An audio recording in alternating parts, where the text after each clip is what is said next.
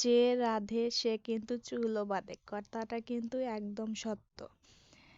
আমরা মেয়েরা ঘরের সংসারের কাজ সামলে কিন্তু বসে থাকি না, হাতের কাজও করি বা গরু ছাগল হাঁস মুরগি পালন এসবও করা হয়।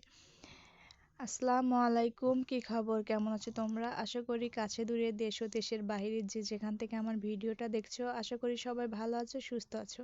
আমরা আলহামদুলিল্লাহ ভালো আছি। প্রতিদিনের মতো নতুন আরেকটা ভিডিও নিয়ে চলে আসলাম। আশা করি আমার ভিডিও তোমাদের সকলের ভালো লাগবে, আর আমার ভিডিও ভালো লাগলে অবশ্যই আমার চ্যানেলটিকে সাবস্ক্রাইব করে আমার পাশে থাকবে। এই তো সকালে ঘুম থেকে উঠে বাচ্চার কাপড় চোপড় ধুয়ে তারপরে একটু রোদ বের হয়েছে, এখন আমি গাছ থেকে সিম তুলবার জন্য চলে এসেছি। আর আমি এখানে কিছু সিম নিয়েছি, এখানে কিন্তু আমার লাউয়ের গাছও ছিল। আর এই যে এখানে কিন্তু আমি কুশি কাঁটা দিয়ে আমার মেয়ের জন্য জামার গলা বানিয়েছি। আসলে হাতের কাজ জানা থাকলে কিন্তু অনেক কিছুই করা যায়। আর আমাদের বাবার বাড়িতে কিন্তু এসব কাজ ছিল না, আমরা এটা পারতাম না। বিয়ের পরে শ্বশুর বাড়িতে এসে তারপরে শিখেছি। আর এখন শিখে কিন্তু অনেক উপকার হয়েছে, অনেক কিছু করতে পারি।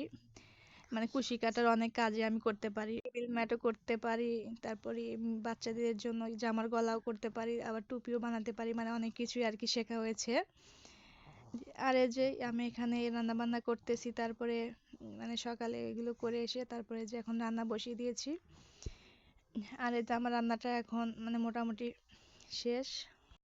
আসলে এখনকার মানুষ কিন্তু মেয়েরা বসে বসে আর থাকে না, তারা কিন্তু একটা না একটা হাতের কাজ করে যায়। এক এক অঞ্চলে মেয়েরা এক একটা করে, কিন্তু আমাদের এখানে কিন্তু মেয়েরা টুপিটাই বেশি বানায়, তো এটা করে কিন্তু তারা অনেকভাবে আয় করতে পারে।